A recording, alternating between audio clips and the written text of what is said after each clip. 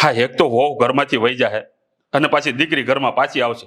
અરે આ સમાજમાં લોકો બધા હું વાતું કરશે, આ જરાક મગજ ઉપર લે થોડું. પણ સમાજને મારે બધાને કહેવા જવાય છે કે મારી દીકરીને મારી બહુ હેરાન કરે છે.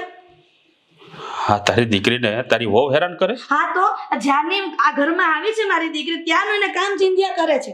અને ત્યાં પણ હેરાન કરતા હતા ને અહીંયા પણ એની ભાભી હેરાન કરે પોતાની. અરે પણ થોડુંક આ ઘર કામમાં હાથ આમ બટાવી દે તો એ કઈ પતલી પડી જવાની છે?